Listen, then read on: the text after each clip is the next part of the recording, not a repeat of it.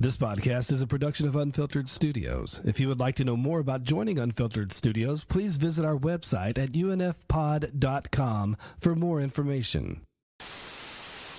The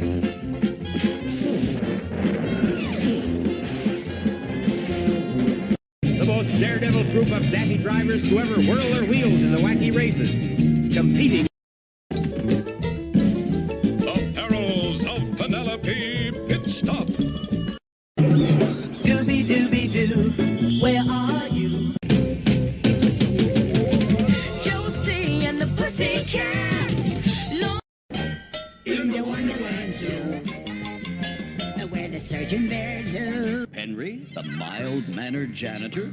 Could be. Captain Caveman!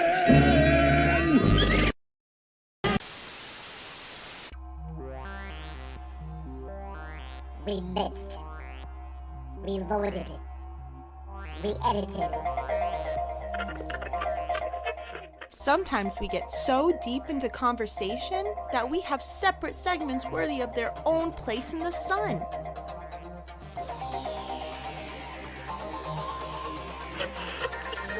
Here is a reshuffled mini episode.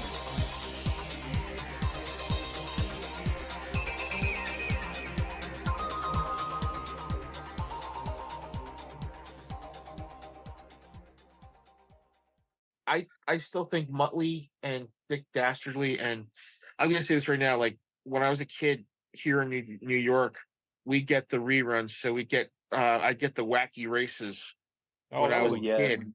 Now, if anybody remembers, there was a movie that came out 4 or 5 years before that called The Great Race. So that was with Jack Lemmon and Tony Curtis, Natalie Wood. So they kind of took that inspiration. Says, okay, we'll make Dick Dastardly, and then we'll have Peter Perfect and all these other characters, like the Ant Hill Mob, and the Penelope Pit Stop, and Penelope Pit Stop came afterwards, and that's the one where the Ant Hill Mob are trying to save her all the time. But Sylvester Sneakley is played by our favorite Paul Lynde. Paul Lynde. Oh my word. Yeah.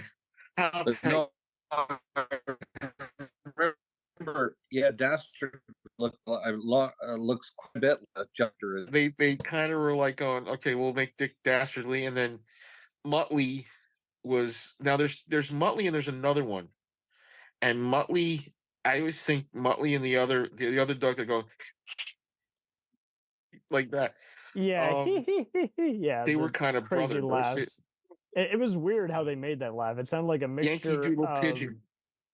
Yankee Doodle Pigeon, but it was weird how they did the voice of the dog laughing. It sounded like a mix between like helium and some other. I was going to say like someone coughing and trying to laugh at the same time. yeah. It was. It's nutty. And they did the Fantastic Four for 3 years. Yeah. Whoa. They did. Yeah, well, they did 70. Marvel. And they did the original. I think they did. Yeah, they did the original, and then they redid it with Herbie the Robot. Yeah. Okay. Well, do you remember they were responsible then for the Thing being a teenager? Yep.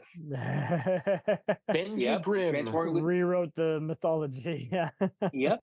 They turned him back into a teenager, and then whenever he needed to, he could turn back into the Thing. They Thing Ring, do your thing. Yeah, your thing.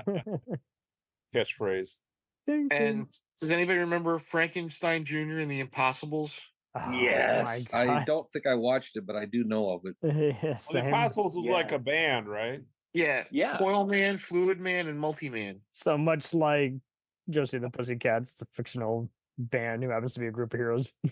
But Frankenstein like Jr. and Impossible. Butch Cassidy and the Sundance Kids. And don't forget Space Ghost. Space Ghost. Yeah. Think about that. And that Well, I'll tell you. I'll tell you, with the limited animation they had, at least it was better than Clutch Cargo. Oh, yeah. Oh God. Or actually, some of those old Marvel cartoons too. It was basically the comic book. You had to bring up Clutch Cargo. still shot, and they'd shake the camera or something. Yeah, it was.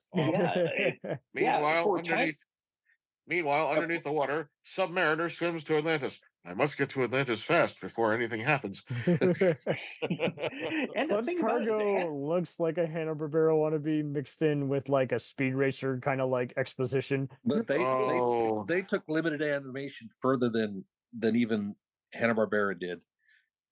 It's just basically still pictures with mouths on them. Right, as limited you can be. Yeah, and in that time period when they were coming out with Space Ghost and Dino Boy and Mikey Mitor and Moby Dick, and just they were the Herculoid. They were coming out with just these science fiction I vaguely might have seen superhero cartoons, and it was just. I love the Herculoids. Those were amazing. The Herculoids was more towards almost to the 80s, wasn't it? No, it was the 60s, and they brought them back to the 60s. They brought back. Yep. It's so funny though because they brought back for a show called Space Stars. Yep. What was it? Was the team? What was it? Team Force. Team Force. Herculoids. Herculoids. Space Ghost. Astro and the Dynamutts. Remember them? Right, and the Space Mutts. That's what it was. Space Mutts. And okay, so here's my theory. Astro got fed up with George, joined the Space Force, right? And it's like okay, he has to do his 3-year tour of duty, and then he comes back and he's like George. Oh, good to see you. Good to see you, Astro. Welcome home. Comes back home, Astro, I missed you. My teacher, here is Rick. And isn't it wild though? How the names, they sound like something that would be like a serial or like a comic book, and they're just their original adventure creations. Well, I'm now wondering, when did Fruity Pebbles come out? Oh, 1980s. Cocoa Pebbles. The 80s. It had to be 70s. It had to be 70s. Oh. Yeah. 70s and 80s. Because my aunt do they did the still commercial. sell them? I haven't seen many. Yes, they do. They do, yeah. Wow. But here's the funny thing: my aunt did the commercial for Fruity Pebbles cereal, and I'm jealous. There was a chance you could win a free jacket.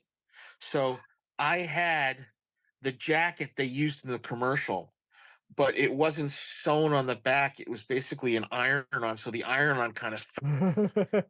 But I also have, from 1978, my aunt got animation cells of the Flintstones that I have, and it's 78, and that's the last time Alan Reed would be the voice of Fred Flintstone, and Henry would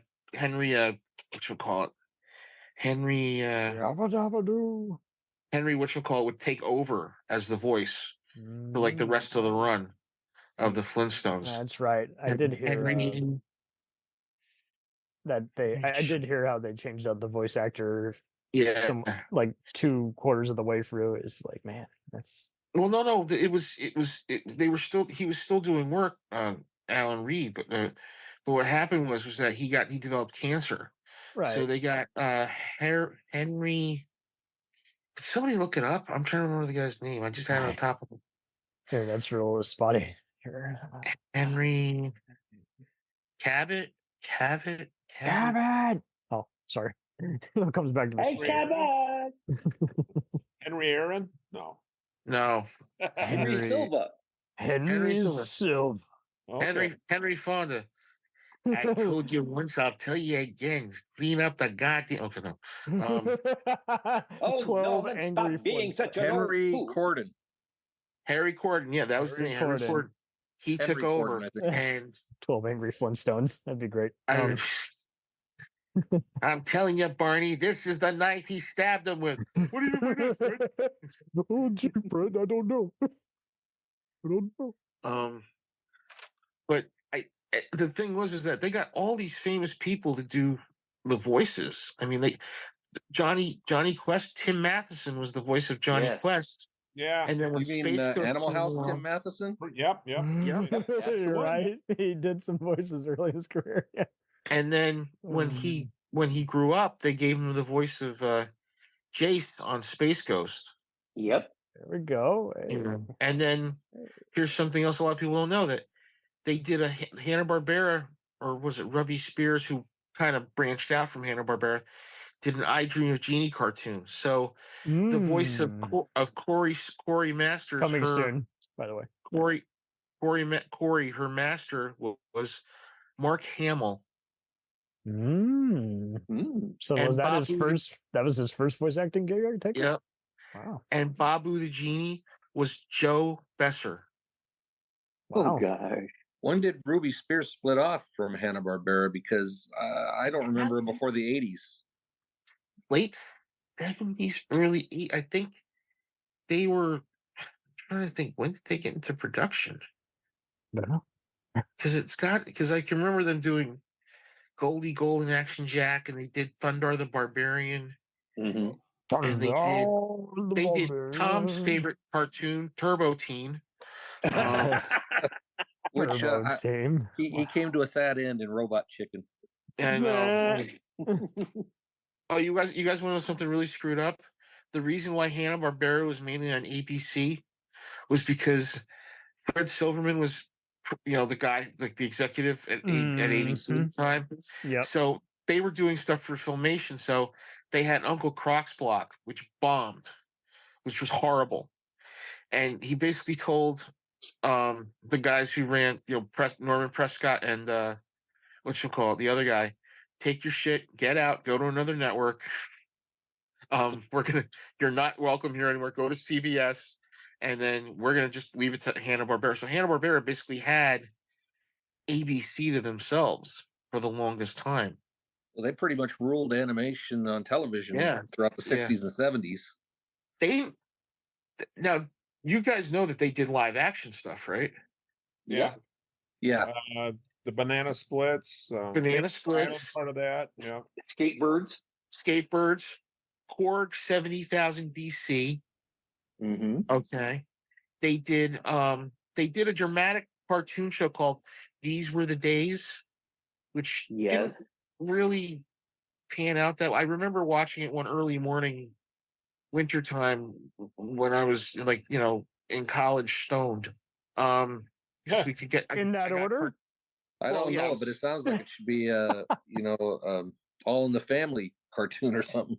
That was actually Wait Till Your Father Gets Home. I remember watching Your Father Gets Home was like that. Was that. like a precursor to, it was very similar to All in the Family. Yeah, or Family Guy. Yeah. If you look at the characters, but the Which thing is so with funny. These Are the Days was McFarlane works for them. They're in the 90s. So, I mean, it all makes sense. Yeah. It's Johnny Bravo. He does Johnny Bravo. Was he the one to work? He worked on Johnny Bravo? Yep. Before doing Family Guy. Yep. I think that's what I liked about Hanna-Barbera. It was always training ground. It was always a training ground, but it always, even when their formulas were different, they all kind of had a similar beat. Like in each one, like in first chapter, we introduce you to all the colorful characters. Part 2, there's a wacky problem that, we don't know how they're going to solve it. And then when they solve it, you're like, what a wacky joke, what a wacky punchline in the episode on, just... like every early episode of the Scooby-Doo had a musical segment where the kids were running in the ghosts. They're almost always running while a song plays. It's just to take up time, but it's just wacky because half the time they're hiding in stuff that no normal human or normal sized dog could even hide in, but there they are. But so Turner bought Hanna-Barbera to start his Cartoon Network, didn't he? With all those old cartoons, and then they came out later with the Powerpuff Girls. Powerpuff Girls. And Samurai Jack.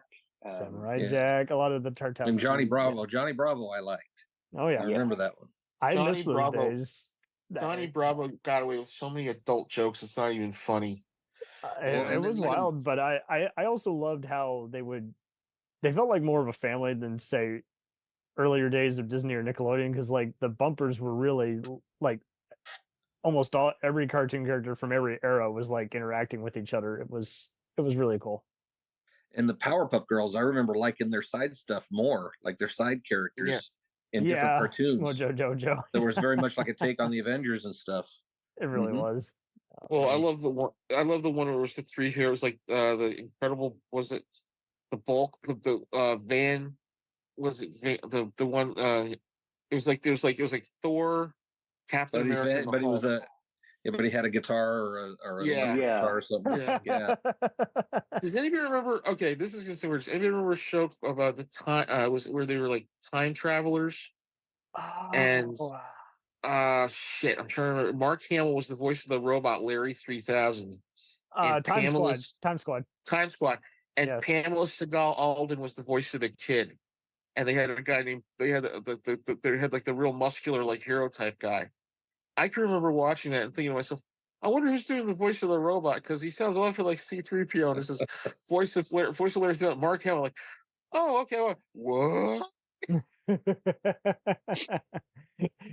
is one of those. I forgot he worked on that. Yeah, I've been watching that Harlequin cartoon that's more recent, and I think I even saw like the Legion of Doom Dome in an episode or two. I wouldn't be surprised if they snuck in some other earlier cartoon. And actually, the guy doing the voice of Joker is what's his name from Firefly?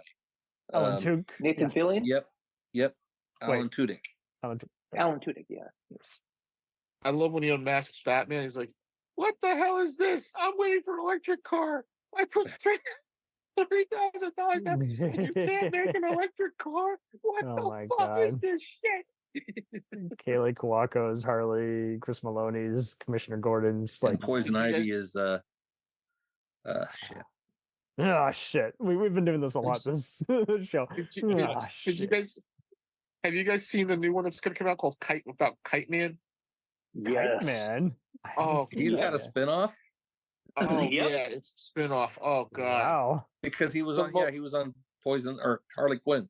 That's right. Yeah, he's just the most useless supervillain of all time, but it's just so funny the way they've been previewing it. But so they're kind of doing what they're doing with The Boys and Invincible. They just keep spinning off all these different people.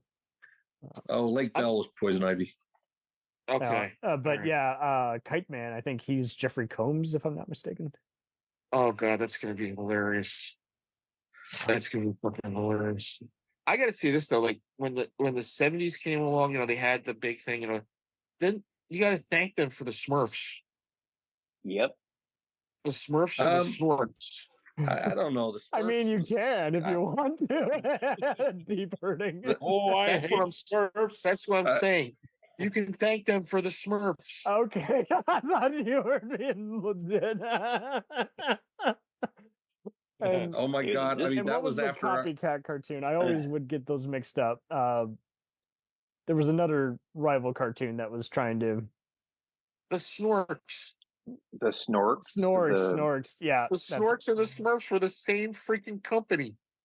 It's like we're gonna make these little characters, but they have little straws on their head. Yeah, they tied them together in a robot chicken.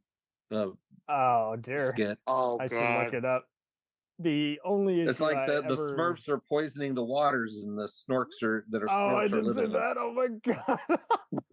They almost always have them barfing or killing each other when they have a Smurfs episode. The only I got nothing against Hanna-Barbera except Pup Named Scooby-Doo. That they were running out of ideas on that one. No. That was the 80s period where they were going through all those like I know younger versions, and you're like, what the fuck is this? No, that was early 90s. Something's wrong. I blame them for Scrappy Doo. Well, yeah. Oh, that's right. He did have his own sitcom. Yeah, but I will fight you on that. A Pup Named Scooby-Doo was awesome. I'll tell you why. Because of the Mystery Machine. And we're going on the vehicles, okay? Yes, it was a skateboard, a motorized skateboard. Okay, and I'll give you that. It is kind of awesomely bad, and whenever the theme was catchy. Whenever Thelma got on there, she went from being meek, mild-mannered to being just a speed demon.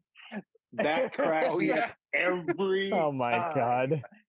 Is that before or after Back to the Future with the? Was that what it was referencing? It was 80. It came out in 84 September. Back to the Future was. Back to the Future was 85. Yeah, the Pup Named Scooby-Doo was early 90s. Back to the Future ripped off. Yeah. But remember, there was this trend for everybody to become like. Let's see what they were like as kids. So they do the Flintstone Kids, and that was just They did just Yo like, Yogi. Yo Yogi. I mean, it was always that Yogi one was horrible. Oh yeah, I bet. It was. I will admit, as much as I love the Flintstones, I never really cared for their animated specials, and it got even weirder because you'd be watching it and you're like, "When's the laugh track?" Oh, well, the laugh track's never happening. I'll give you something Hanna-Barbera should be like be thankful for, but also kind of take it into anonymity. Was that and if you're a Kiss fan, you know what I'm gonna say. They produced Kiss Meets the Phantom of the Park. Oh my god! Yes. Did they produce any other live action or? They Easy, did Catman. They are serious, and they have guns. They did. Oh my word! What's the superheroes one? The rest of the superheroes. Yeah, it was Legends. No, it was Legends of Superheroes. And then they did the roast one for Batman and Robin. And they had one guy show up called Ghetto Man.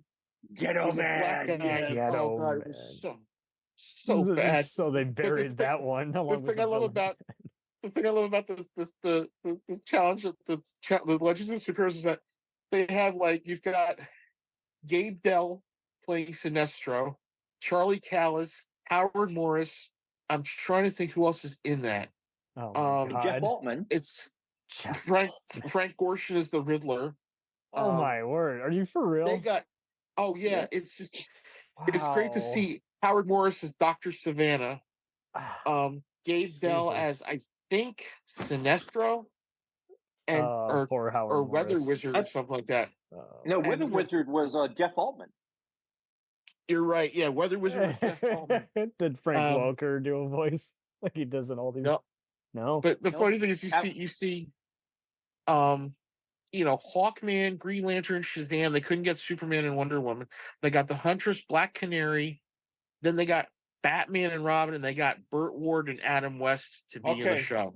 Yeah, Mary Jo Pell Show ran that. Oh, that's right. Yeah, they did. I did see that. Yeah, very strange. Oh my god. So who was it?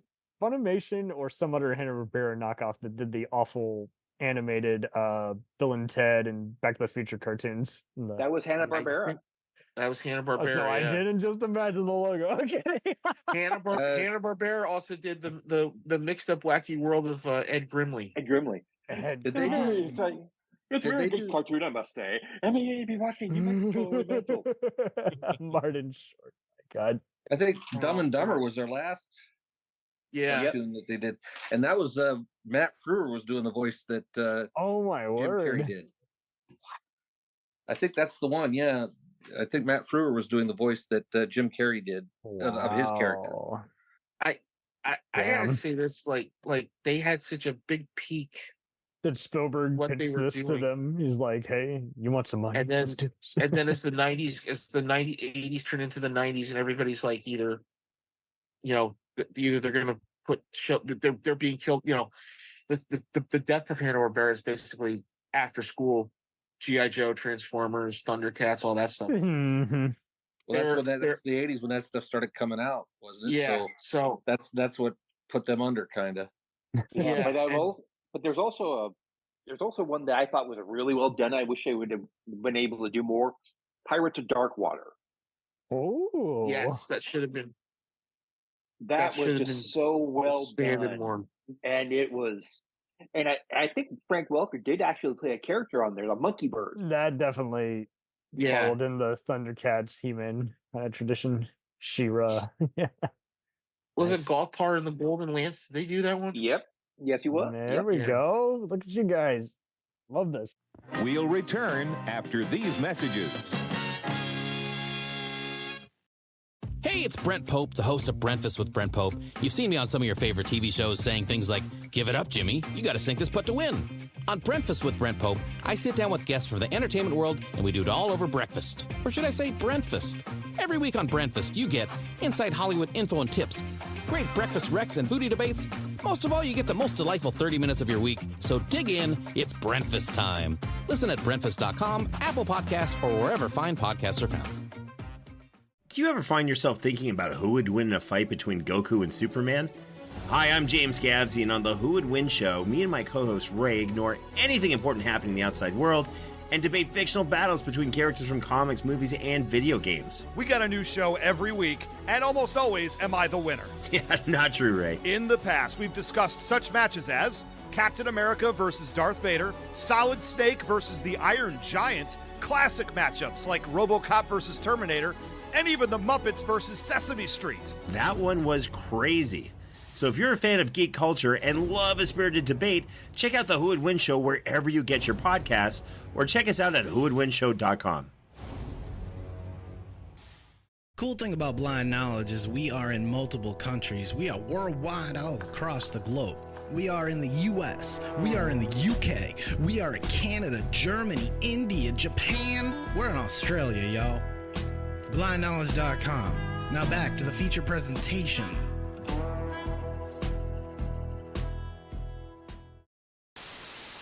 Oh wait, I'll go one better. You know they did produce a movie though, right? A movie that probably has been seen, but you probably have flushed it out of your memory.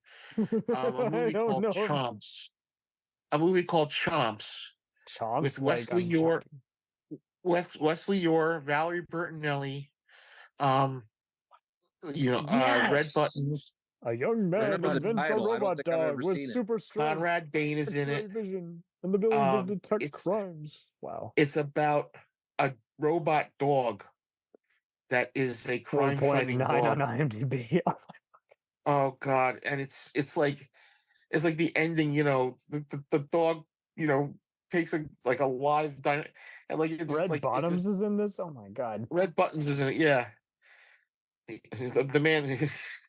Jesus. I mean, it's just so sad at the ending. The dog is, it's a robot dog, but it takes there's an explosion and the dog's dying, and you're just like, oh my God, don't let the fucking dog. Wait, it's a robot. What the hell? They can fix it up. They can make a new one. But they're still making you, glowed at the screen. No. Oh, Jesus Christ. They can rebuild him. They have the technology. Yeah. Wow. There's a great featured IMDb review that says stupid yet vaguely entertaining. Oh yeah. There's another one that's a 2 out of 10 star rating that says bingy but with a beat. Yeah. And the thing I'm going to say about this is the only reason I watched it was because Valerie Bertinelli was on it. That's fair enough. And this is when she was becoming cute Barbara phase, Mm-hmm. when she wasn't the teenager, when she was starting to grow up and Fill out. Yeah. UAF. Yeah, I know.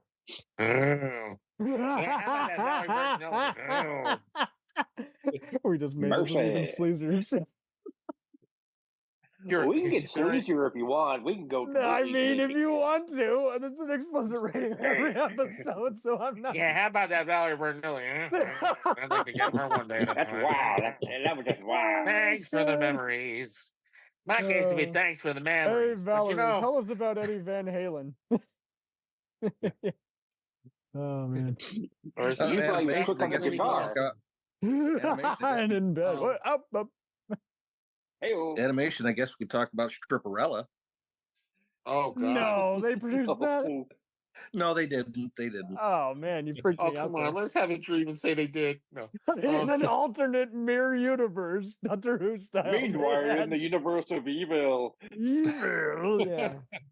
The Borg went back in time and made it to where they animated every rude Spike TV Ren and Stimpy type.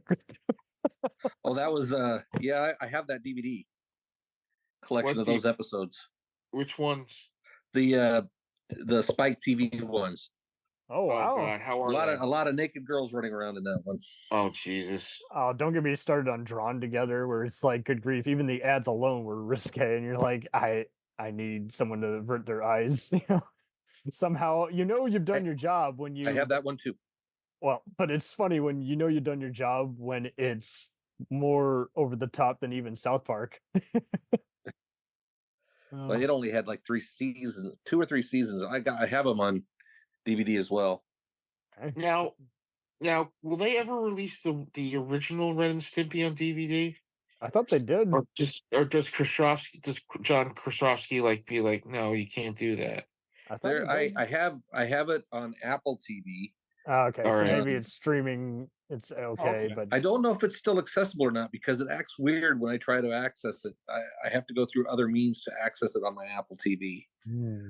Yeah, I'm guessing Chris Paluzzi has got a lot more on his mind than just the legal battles over Ren and Stimpy.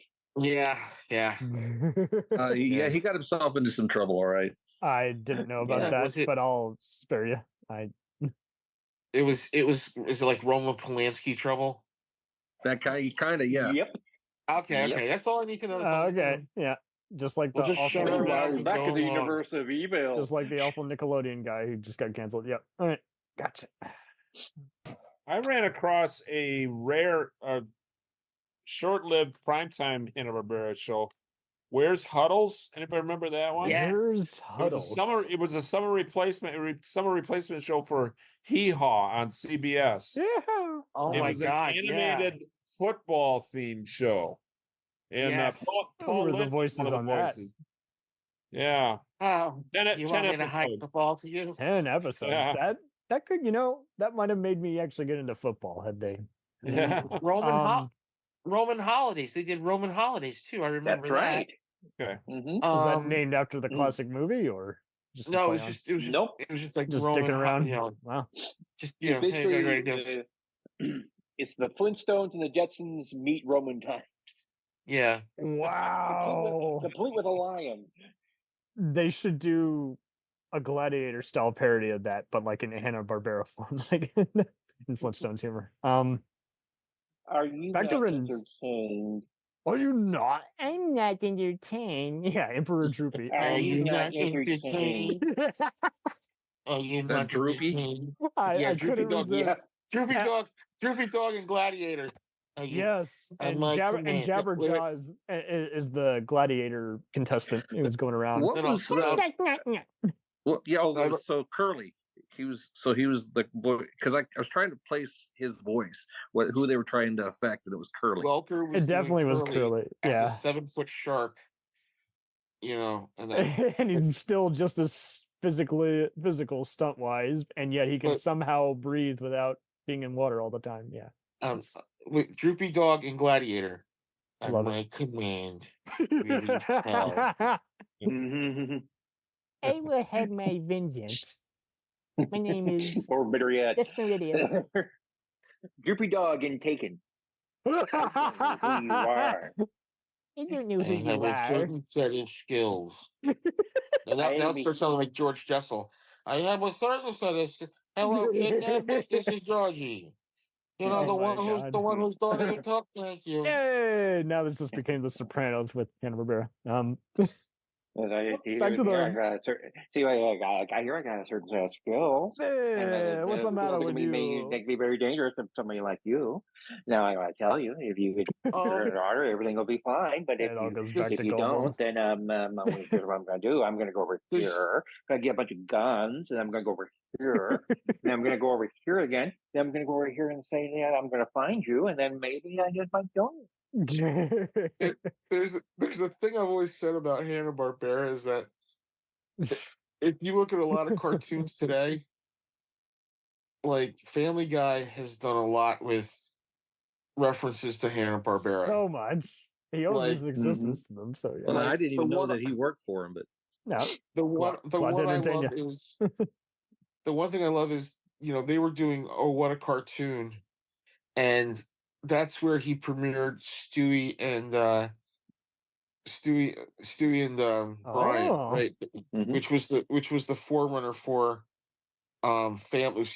Brian, and so he tested the waters as well. I didn't know. He tested the waters there, and the thing was with was he just as evil as the Stewie we know, or? Oh no, it was Stewie. It was more like Bam Bam. I forgot the name of the short, but it's like the guy sounds like Peter and the dog sounds like Brian.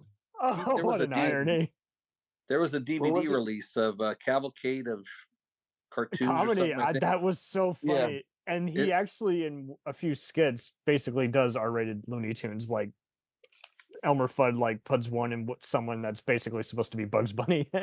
Yeah. Yeah. But the thing I love is he does a lot of like references to like Hanna-Barbera. Like there's one where him and Meg are like walking along the street in New York. Peter and Meg are walking along the street in New York. Also, they wind up in the Flintstones. Oh It's my like, god! Man, we must have really walked a far way. Yeah, it's just like they go backwards. And then the one I loved was when they did the beginning for the Super Friends. Oh my god! And it's like you know, Superman, Batman and Robin, Wonder Woman, Aquaman, and That's Meg. great. Well, and kudos to I think it's Joel McNeely or somebody who does every Seth MacFarlane music composition, because the music really does affect the comedy, like because he does such a good job at recreating that style of classic sitcom feel. Well, and then they use the characters at Hanna-Barbera. That one cartoon where Stewie's dancing with Gene Kelly. Gene Kelly, yeah. Yes. Oh man, hey. And then I think I brought it up before, but I think we did in the Tom and Jerry. Yeah. Yep. But good call. Yeah. There's one thing I gotta love is that they got Frank Welker to be in like the first season to do some of the voices. So there's one that's just we now return to the Scooby-Doo mysteries. Well, gang, it looks like the murder victim was stabbed. Well, what are we dealing with, Fred? 1-6 son of a bitch. All the words you wanted him to say when you were growing up, but couldn't. All right, while we're in Scooby-Doo, I have a quick impression. Bob Dylan singing Scooby-Doo theme song. Scooby-Doo, where are you? Got to work, Junior. Oh my God, Scooby. Frank to the Waller. Ren and Stimpy point earlier, I think that might have been what inspired them to do kind of more PG-13 versions of their stuff, like Sea Lab 2021 and the newer Space Ghost on Adult Swim. I think there was a show that Hanna-Barbera did in the 70s called Micro Adventures. Micro Adventures. It was this show where they this ever professor. Yeah, they would play it in between bumpers, like they would play, now Micro Adventures. So it was Don Messick, and he played a professor, and they would shrink down to like insect size and show you what was in the ground and everything like that. And they'd get into like so like Fantastic Voyage. Yeah, it's kind of like Fantastic Voyage, but they just be tiny people. And they'd be like, let's see what goes on when an maybe ant that's what Venture formed. Brothers took us there. Let's see what happens when an ant colony dies. 4 episodes. The queen's dead. God, they didn't even give that a chance. No, it was just they would just run it and be like, okay, you're done. Just 4-minute episodes. Come on, you can't lose. That's and they did Danger Island with they did. with Jan Michael Vincent, directed by a very young and up and coming director who a couple years later would make his name for himself, Richard Donner. Nice. And then they did. It's the fugitive, but it's on an island. Chongo. Catchphrase, Lennon. Tongo, Danger Island coming up next. I remember that.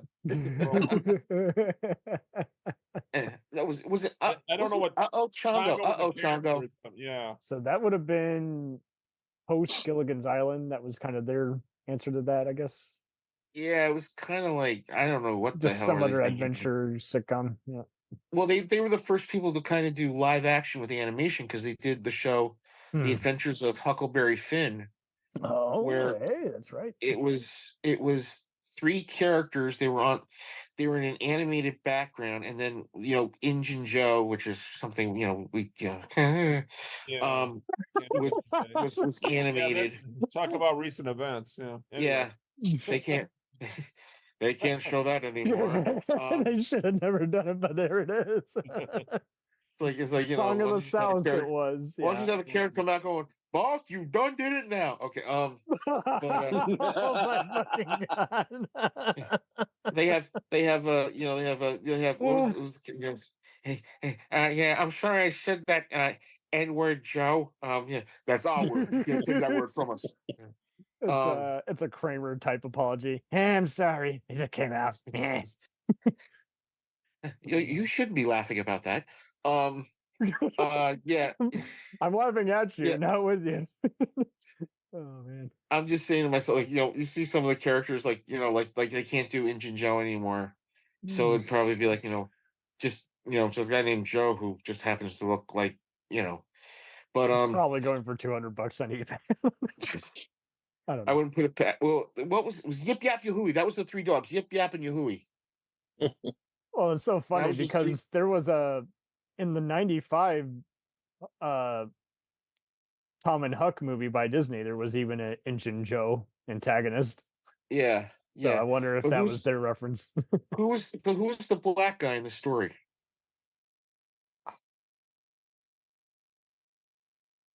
The black guy he was helping to escape. Oh, wasn't it Jim? Jim, yeah. Huckleberry Finn, sure. He's Yeah. dead, Jim. No. I don't know. He's like when they did it on Family Guy, he says, "I'm sorry I said that N-word, Jim." Yeah, you better not say that. That's our word, not yours. Well, the great part of Huckleberry Finn is we're on the raft and Huck hears him crying in his sleep. He misses his fin, and then all of a sudden, like a lightning bolt, he realizes he's just like us. Yeah, That's the yeah. great This theme of is Huckleberry us. Finn, Hanna-Barbera stuff. which unfortunately it has that word in there that gets all, but it's a great theme in that book. Mm-hmm. Who would you say has And- done the most voices? Well, Hannah. like for Hanna-Barbera? Hannah, would you say it'd be Messick, Welker? Messick, I think Messick and Butler were the top guys. And Blank- Dawes Butler, he was the guy. He was on Stan Freeberg's show or something like that. Yeah, yeah. So you could, yeah. So he was on Stanford. So he did a lot. He's on the one where they did the. Thank you very much. Now let's hit. Now can we turn on the bubble machine? I think he's. Thank Yeah, you, boys. Thank you, boys. All right, well, can we do the polka? This is how we like to Turn jam. off the bubble machine, please. Oh, Stan Freberg, yeah. How many personas and ethnicities would you say they represent? Because it seemed like there was always a mixture of like Jamaican, Irish, and Well, Southern kind of. no, I gotta say, you could tell who was doing what voice wise because Messick was more of the, he would play the very like, studious, like, the professor kind of roles or something like that. And then he would do some. Dawes Butler was just, he was Huckleberry Hound. He was, I think he was Yogi Bear. I think he was, I think, he did more of the, you want to have a specialty for a voice? Okay, bring Dawes Butler in. Get him to bring him to me. Yeah. Yogi Bear, he's trying to do an Ed Norton impression. Yeah, he's trying to do a Norton impression. And then, as time goes along, you have them doing more. Like I can remember Snagglepuss being like, like you said, Bert Lahr. So do a Bert Lahr impression. Okay, They fine. probably might. That's a good point. They might have told.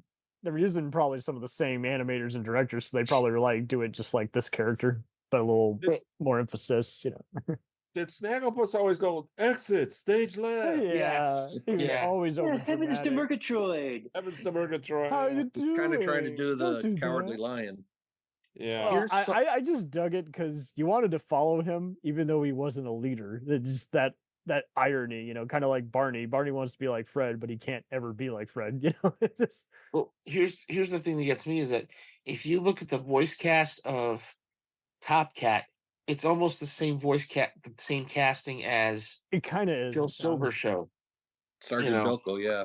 Sergeant Bilko, yeah. Hey. But I can remember, like, they brought in Mel Blanc to do Barney Rubble, and they had, when he got into the car accident, they had somebody else. That's come what I in also for that. remember. Yeah. So what they did was, and this is so cool, when he started to feel better, they would record the episodes in the hospital room. Oh, so it was Gene Lord. Vanderply and Alan, Alan Reed and whoever did the voice of Betty, and there's the picture of the picture of four of them in the hospital room with Mel Blanc, his leg in a cast, holding a script with a microphone, and they're doing the recording in the hospital room. Oh Lord. Oh, that's great. How many boom mics did they have in there, and how do you hear that they over had the about they have about maybe Jaws Butler did the voice for Barney for This would have been the good thing it was before five episodes, just 5 episodes. Good thing it was before all the life support like computers. There wouldn't be someone recording followed by a beep. But I think I do remember watching that. And it was a kid. How come Barney sounds different? Yeah. Hey Fred, how's it going? I got the wind kicked out of me. I got my ass kicked. They took my thumbs, Charlie. They took my thumbs, Fred. The Pope of Grenstone Village. Yeah, I'm just trying to think. Like, you've got Dawes, you got Don, you got Gene Vanderply, you got Janet Waldo, you've got what you call it, the June Foray in there. Yep. Again. Casey Kasem. Yes. Casey Kasem. Casey Kasem. I want the R-rated. Release the R-rated cut of Flintstones. Gary Owens was in there. Gary Owens was doing, Space Ghost. You had Ted Cassidy in there. You had we mentioned Ted Knight earlier. Ted Knight, Paul Frees, who did the voice of the Thing. I'm trying to think who Vic Perrin did a couple of Vic Perrin, the voice of the Outer Limits. Who do you think really opened them up to wanting to use a lot of disc jockeys? Just other than you got the vocal range and your voice actor. I think they were just, if there was a disc jockey, they would call them and be like, hey, listen, we got a character you want in your voice. Come on in. There's it was more like backup singers on a band. It's like, you're available, I know you, you're good. Can you come in and do it? And it'd be great. But the thing is, when you watch the Fantastic Four, the guy who was the voice of Mr. Fantastic, Reed Richards, I forgot his name. He was in Invasion USA. I heard he was fantastic. Invasion USA. Invasion USA, 1956, 57. Oh, the MST3K movie. Wow. Yeah. That Gerald Moore. That's Gerald Moore. Oh. Gerald Moore was the voice of Mr. Fantastic, and he's always gonna be the voice of Mr. Fantastic to me. And the thing I love too is that you find out later that the voice of Sue Richards was what's her face? Chuck Woolery's ex-wife. No, Joanne Flug. Joanne Flug was the voice of Sue Richards. Now, I met her at Chiller, and I said to her, I know you get MASH. A lot of people ask MASH questions. What was it like working on the Fantastic Four? And she gave me this look of like, what?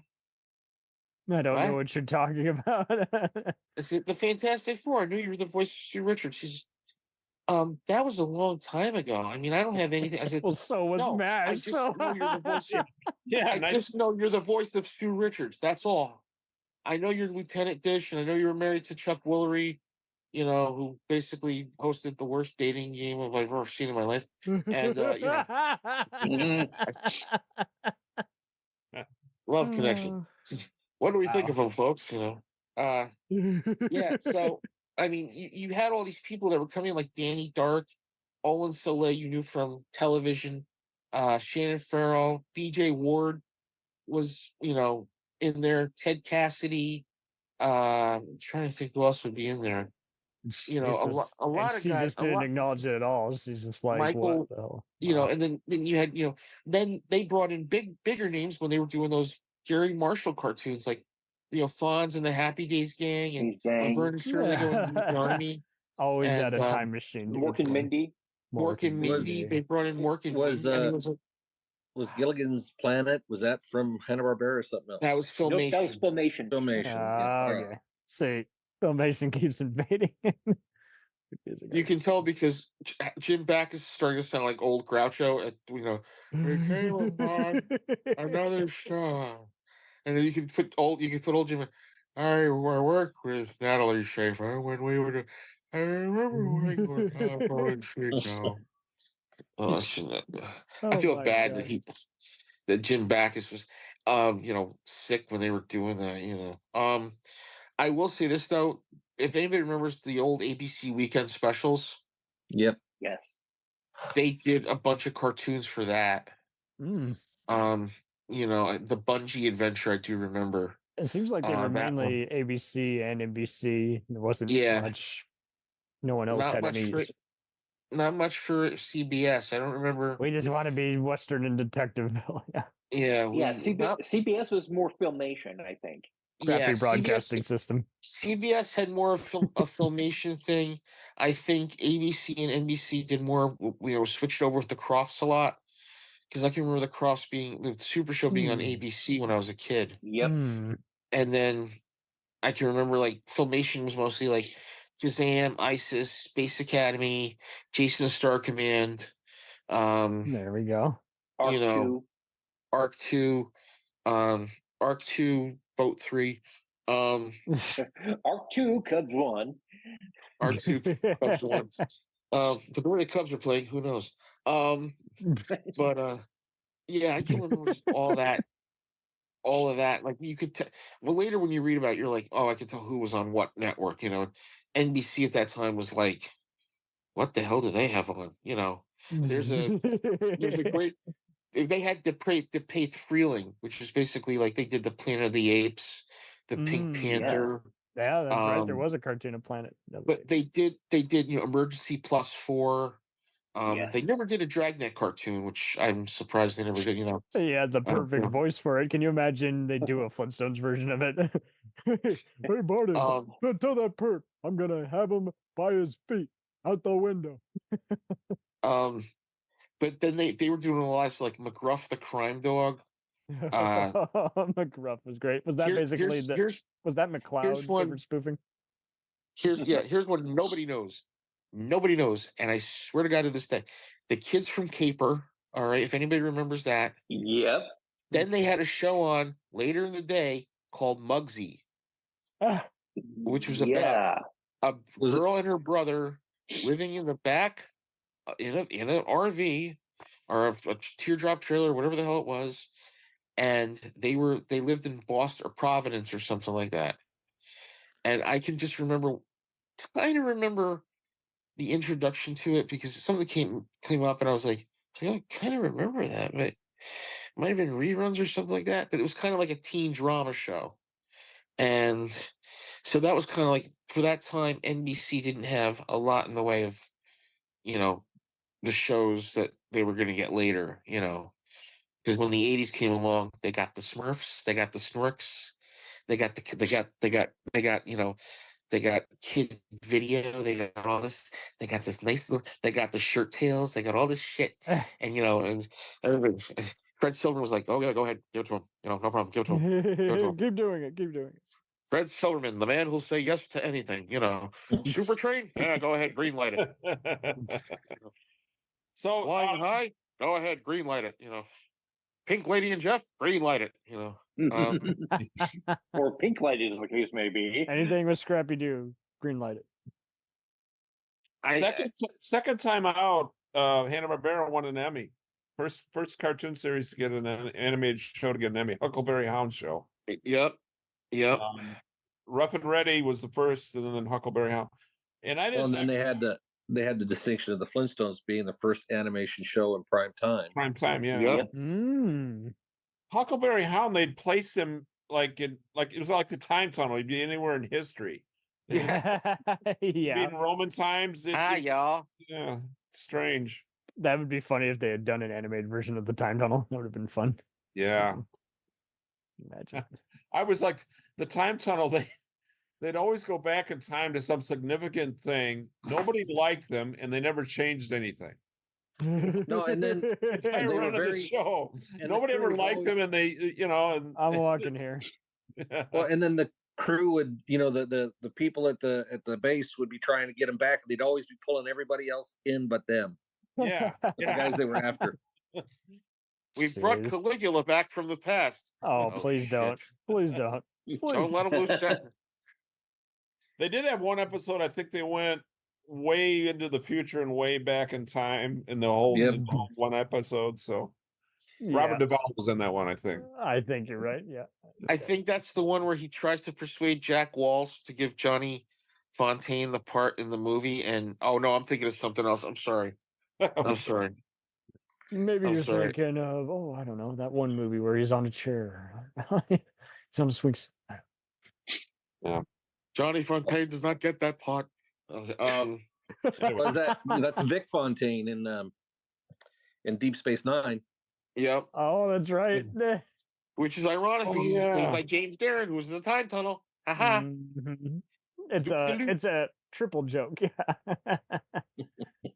Some serious digging. Yeah. And he worked with Bill Shatner on the classic, I'm being sarcastic, TJ Hooker.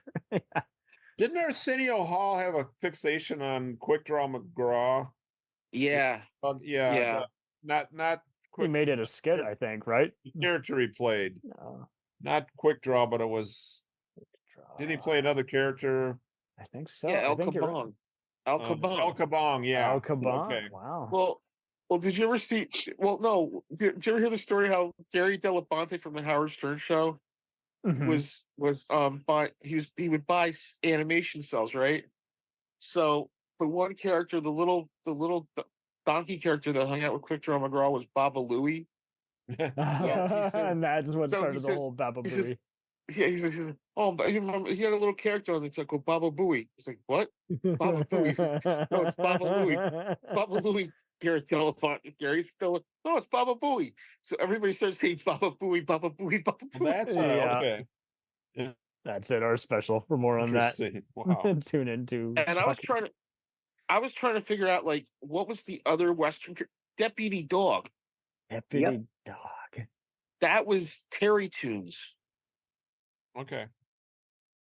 What up, dog? Didn't the entire cast get together at the end of the cartoon and the curtain would fall and I broke my toe bone? I think I remember that from Deputy Dog. Yeah. That was a running gag.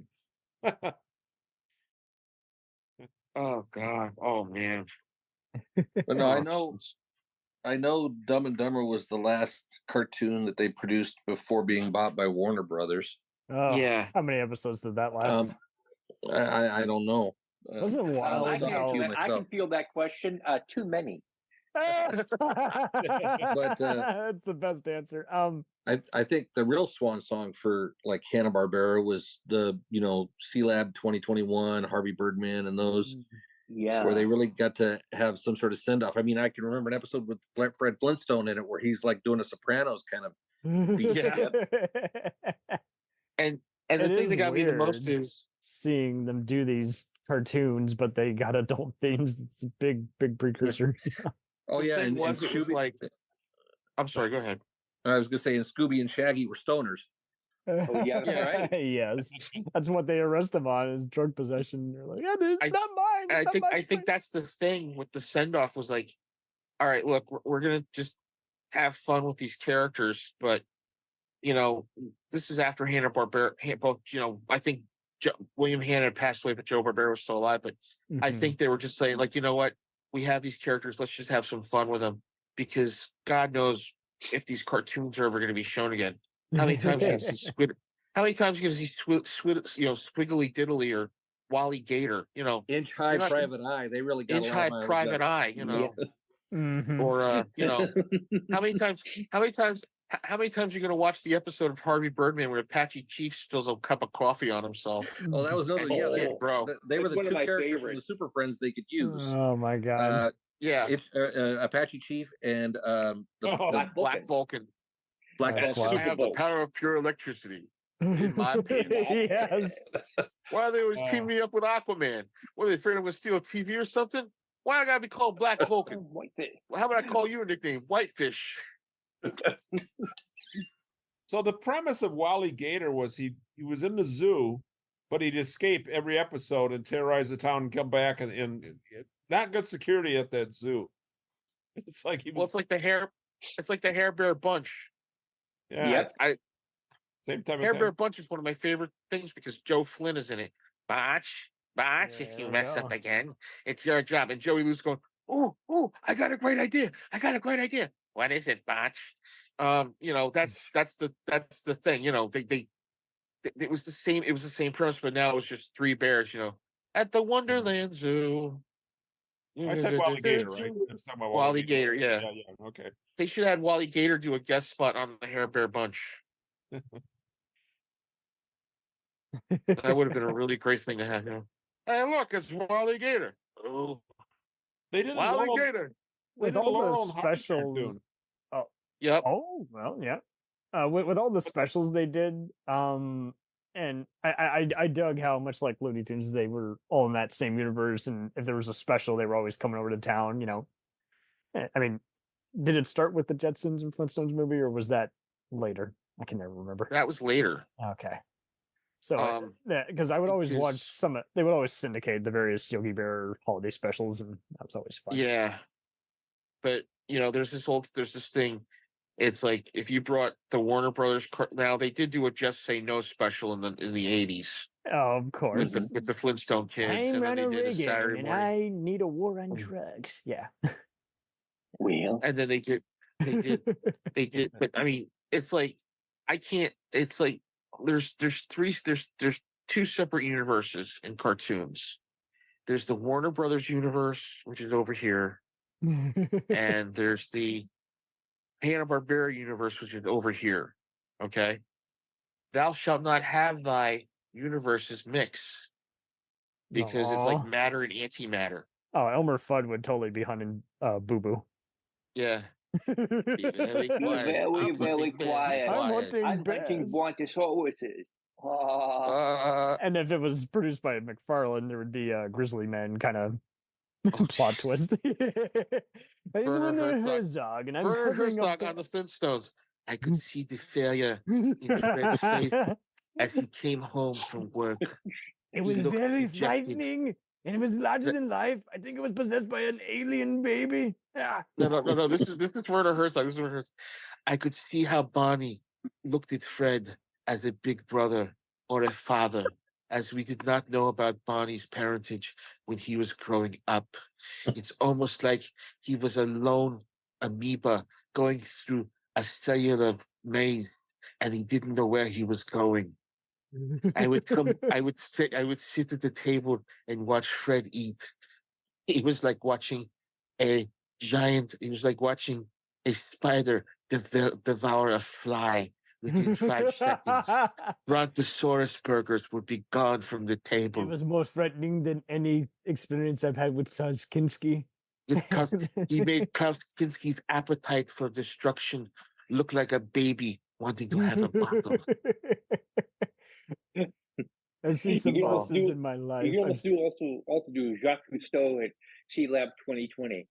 As we go down on the clip, so we ran into Space Lab to Sea Lab 2020. My favorite Sea Lab 2021 episode is where he launches the emergency radio thing and he starts making his own. Yes, his own radio, his own pirate radio station. You know. How about when he gets stuck underneath a vending machine? And there's a great black hole reference when the Vincent the Robot comes along. I didn't know that was a reference to that. Yeah. That's awesome. Suck at Disney. Well, shit. I think we're done just about every crossover. I would have liked to definitely seen the Scooby Gang on Yogi Bear more. I think they would have had more chemistry together. Don't get me wrong. I loved all the other, Snagglepuss and company coming on Yogi, but I mean, it seemed like they had a similar sense of adventure. And can you imagine Mr. Ranger coming up to the crime scene and being like, "Oh, what now? What's this great thing got to say?" I don't believe it. He's just a dog. Yeah. Ranger's not gonna like it, Yogi. Yogi, Mr. Ranger. What? There's a murder in Jellystone Park. and of course you have to Jellystone. She wrote. Sorry, go ahead. Yeah, but you also have to remember from Harvey Birdman that Boo Boo was the picnic basket bomber. Yeah. and his signature is cookies on dolls. Cookies on dolls. And then he finds the typewriter. Oh my god. Yes. Oh, thank God Cookie Monster was in there. Oh man. I tell you, on Birdman, I loved Paget Brewster as Bird Girl. She's wonderful. Yes. Oh God. She's a doll. Have you been watching Bird Girl at all? I've got the 2 seasons that they have. Did you see the recent special they did? It was about special. Yeah, they did a special around 2018, 2020, I think. I know that there was 2 seasons of Bird Girl, but that's all I know. But like Birdman and her were doing a special about. Oh, I think I have that one. And they were going basically their super villain they were fighting was the equivalent of a Jeff Bezos type. Oh Jesus! It was fun. But man, and I'm glad we're bringing up these other characters because much like I can tell if someone's a Scoob fan if you do the row in his voice, without fail, the minute you bring up a reference to like Yogi Bear, without fail, someone always does the whole "hey boo boo," and you're like, it's just like Muppets. It's like it doesn't matter. Everybody laughs at it. Everyone has had exposure to it. It doesn't matter what generation you are. It fucking kills every time. It's just funny. Well, the thing I've always said about like Hanna-Barbera is they're so ingrained in our generation's brain, you know. Yeah. And Warner Brothers too. It's pretty hard formula to goof up. Yeah. Well, for me, a kid in the 70s, you know, that was Hanna-Barbera was it. Yeah, that was all we had. That's the animation you had. Yeah. Yep. And when you saw that little star, you know, come across the screen at the end, you were like, "Oh, bummer, man! I gotta wait till next Saturday." You're right.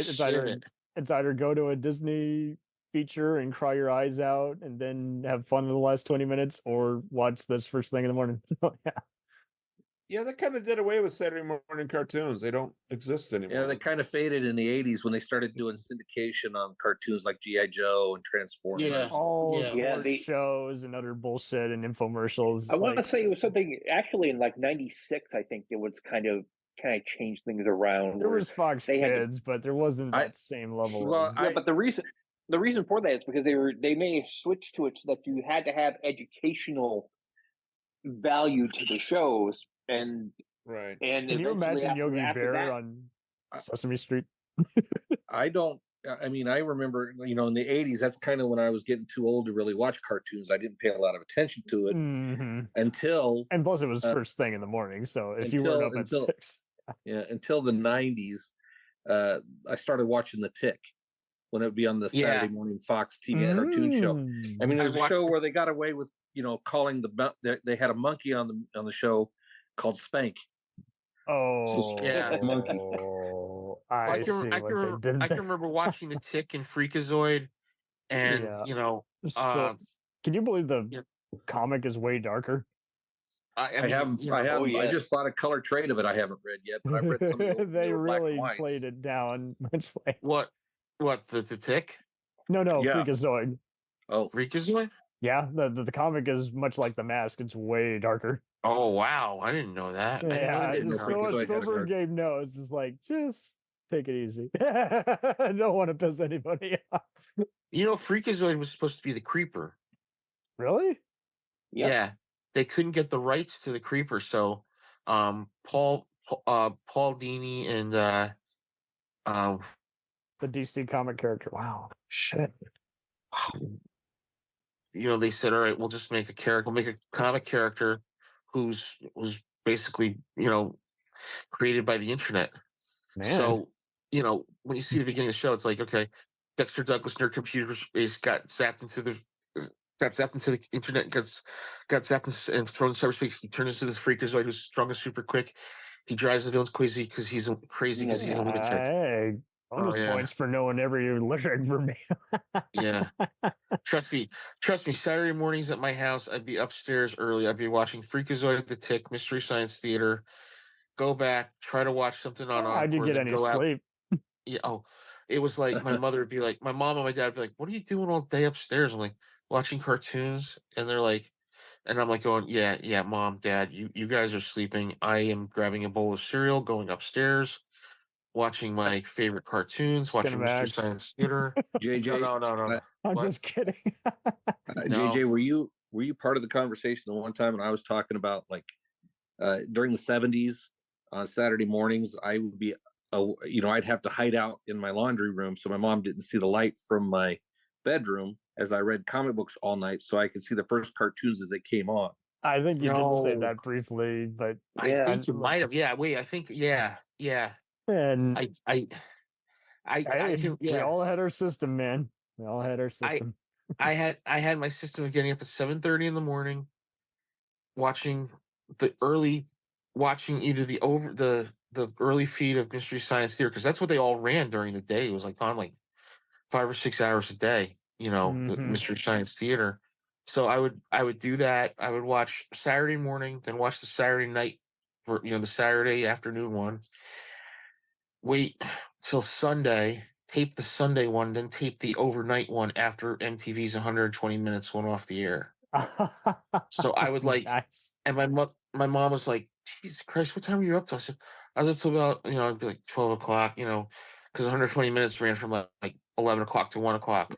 So I would like, flip over back and forth. And then when they pulled 120 off the air, unfortunately, I would just watch Mystery Science Theater for the whole time, There you go. So that's Well, what happened. I'd be awake all night long to watch cartoons in the morning. My mom couldn't figure out why I was falling asleep at noon. It's a nap, I swear. Here's something funny. Do you guys remember Davy and Goliath?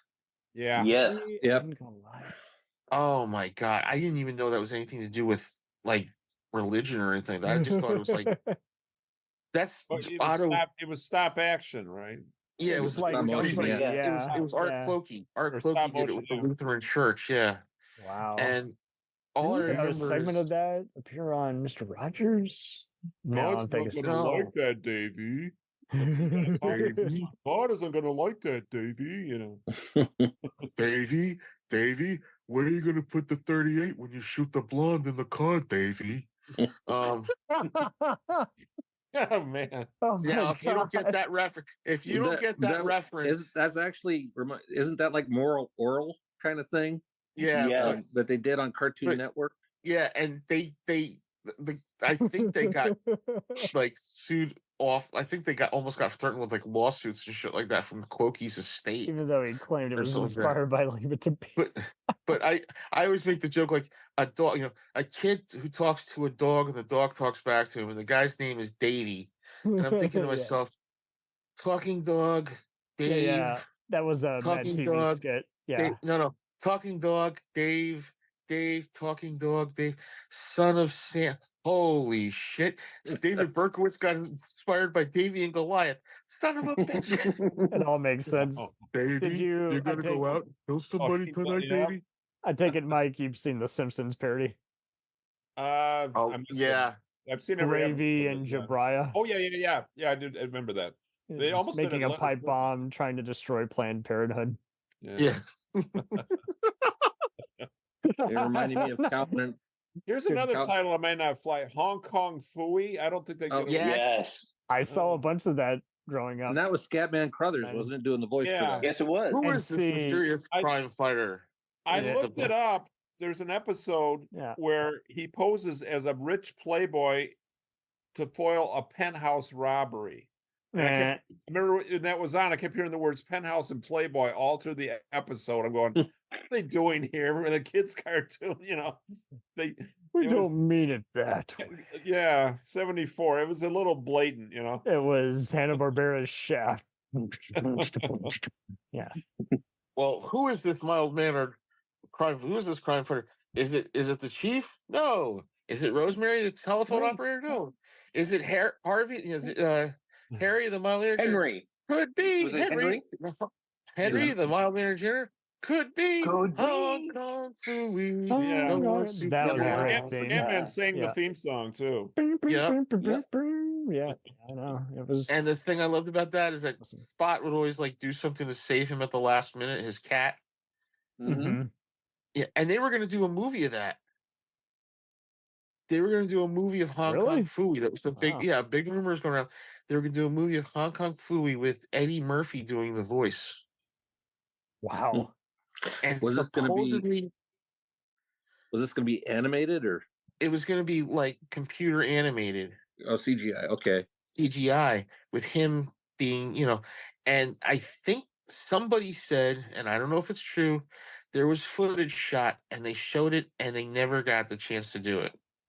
Is that what led him to doing that show on the PJs? I think so, yeah, because the PJs was a great show to watch. I love the PJs. Didn't That last was- long though.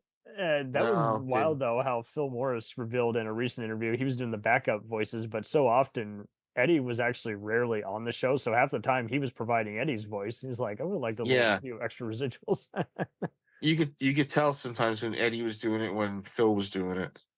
So Phil, you could tell, and you could tell who it was because he's got a little darker timbre to his voice because it's the Jackie Child's voice that he's doing. Yeah. And it's because he has pure electricity in his pants. Thank you, Phil Lamar. Static Shock. I just love how they got Maurice LaMarche to do the voice of Apache Chief, and Gary Cole's talking, and he's like, you don't not even a little in the morning. No. No, but there's something even better. dude. There's something even better on that. I think it's on the extended and special features on the season 1 DVD. They have Maurice LaMarche doing an impression, and Gary Cole just cracking up. Oh my God. Sweet. They were actually performing it together. I wish I could guess. remember what the impression was, but it was just like it was dead on. Well, And it was like a more demented Brain from Pinky and the Brain, kind of. no, it was actually a famous person that Gary Cole actually loved. No, I just mean the Navajo voice kind of was more, you know. But the thing I loved, if you guys ever watched Pinky and the Brain, which I did watch too, Best thing ever. They did an episode called Yes Always, and it's based on the commercial that Orson Welles did for the frozen foods, and they did the whole thing verbatim. It's him and whatchamacallit, Ron Paulson doing the talk, doing the talk back. There's one person where Orson Welles says, if you do something like that, I'll go down on you. So then they had to change it. I'll bake a cake for you. And you know what? Now that you mention it, I think it was Orson Welles that he was doing it that Maurice was doing the impression of, and that's what got Gary Cole cracking up. He gets the joke. We hit a bunk outside. What did you hear outside? A bunk. What the hell's a bunk? It's just an outside noise. Orson, don't. Okay, I'm here under protest beef burgers. We know a place in the American cattle country where Gary Johnson. Why do you make me right? Why do you let? So the whole commercial is basically, the whole thing is them doing the commercial verbatim. Yeah, and it was seen just so ingenious, Have you seen the recent Pinky the Brain reunion they've done at a convention? It was like a laugh fest or something. No, every person I've shown it to dies with laughter every time, because at the very end, Maurice goes, "Sorry, kids at home," and he starts they start reenacting in Pinky and the what's his name? Rob Paulson. Yeah, Paulson are doing Jules and Vincent from Pulp Fiction, but they're doing. Oh my God, I gotta look this up after we're done tonight. I will. I'll share it, but it just kills every time, and you fucking drown him. Yeah. And even Narf. Yeah, he does sneak in a lot of those. Oh man. All right. Oh jeez. This has been a delight, guys. I think we have. My stomach hurts. That's how much I'm laughing. We never got to Breezely and Sneasley. Whoa. Part of the Peter They have like show. Doesn't Hanna-Barbera have like 2,000 characters or something like that? That sounds right. Ricochet Yeah. Rabbit and Droop Along, Pumpkin Puss and Mush Mouse. Oh God, yeah. Oh my God, I'm gonna look this Twisters. Yeah. Pumpkin Push Mushmouth, Yip Yap Yahooey, Squiddly Diddly. Squiddly You Diddly. can tell it was just gibberish they were dreaming up, and you're like, "That's great." Peter Potamus. Yeah, Peter Potamus. Oh my God. Who I always remember from Harvey Birdman running into Wall Street. Did you get that thing? I can't remember the Is that thing I sent you? The Hillbilly Bears were funny. I remember that. Yeah. The dad was always laying in a hammock mumbling. I remember that. Oh Yeah. my god. Now I know how Nick Nolte got to be how he was. Yeah. Watching the Hillbilly Bears all the time. There you go. I'm a damn bear lying up on a bunk. My god.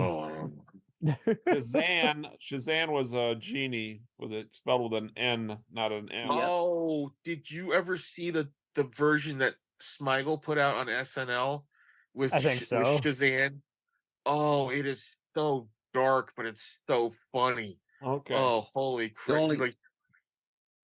The only animation I remember from SNL was the ambiguously gay duo. Oh, from TV Funhouse. But Yeah. he did one with Shazam, and oh my god, it was like they did, like he makes the genie like this like twisted character, and it's like oh my god. I was literally like trying to like keep my mouth because it was late at night. My parents were in bed, and I'm watching this. You're trying to not wake them up. And I'm trying hard not to just like laugh out loud. It's just so dark to watch. I gotta find it online. It's gotta be online somewhere. I take it you just had to walk outside in the backyard and just confirm. Oh no, I literally like put a pillow to my face. I was laughing into the pillow. My mother walked in. She's like, "What's the matter?" I said, "Oh, nothing, Mom. Don't worry about it. It's just this something funny happened on Saturday Night Live, you know." So Bruno's either laughing or Bruno's having a boner. having attack. A laughter attack. Yeah. Moby Dick and Mighty Mightor was another one. Yeah. Ah, jeez. Man, I think Mighty Mightor appeared on Harvey Birdman. He did. Judge Mightor. Yeah, Judge Mightor. Come on, hurry up. Dogs are playing on TV. He sounds a lot like Ralph the dog, kind of from the Muppets, kind of. Yeah. Who's the one does the bee boo?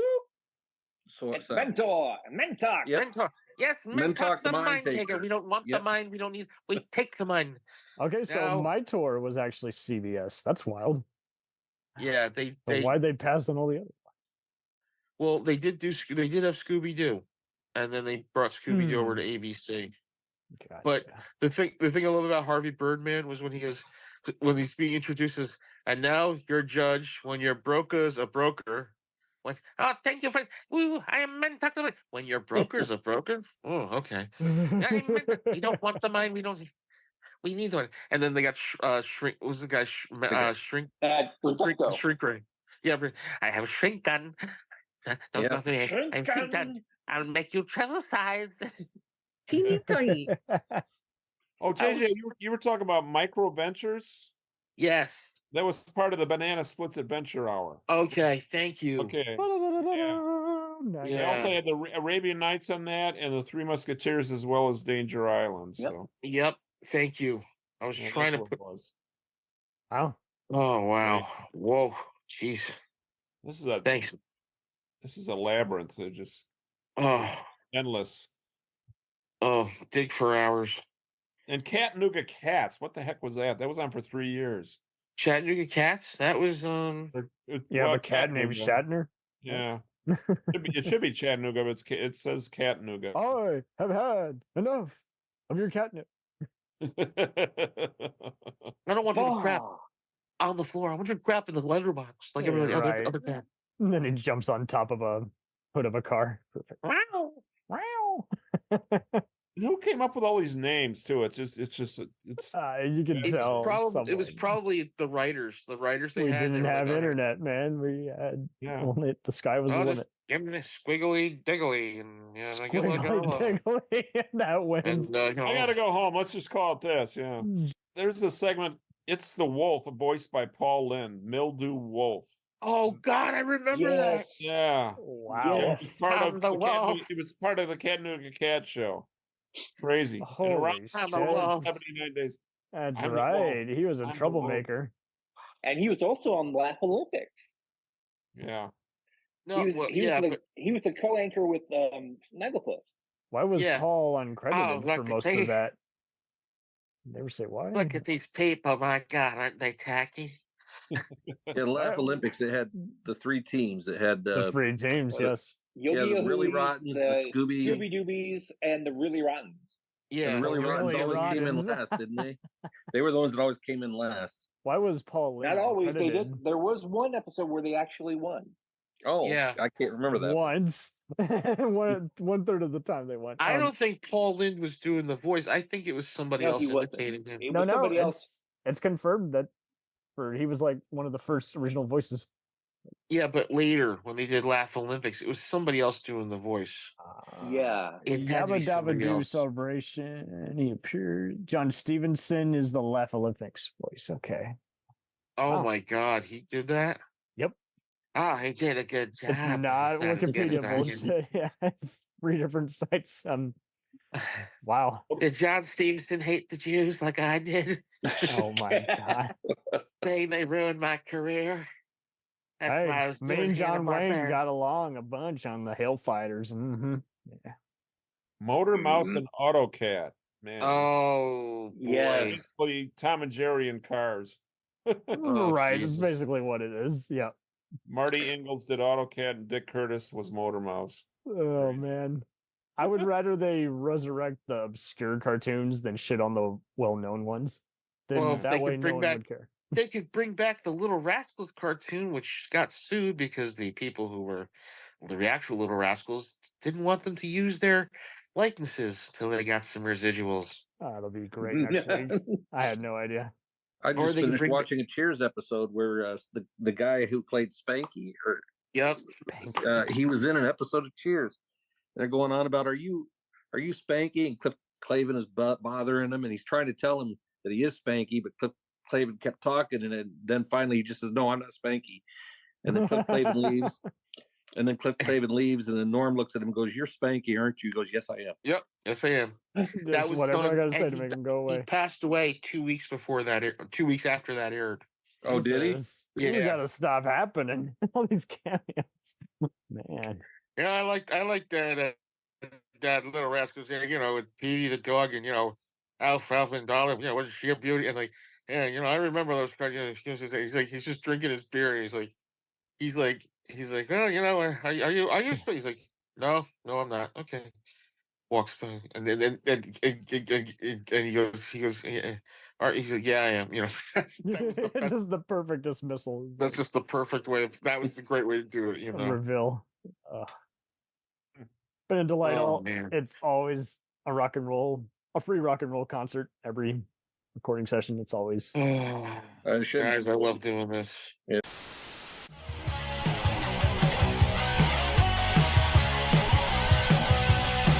Follow us on the web on Facebook, Twitter, and Instagram.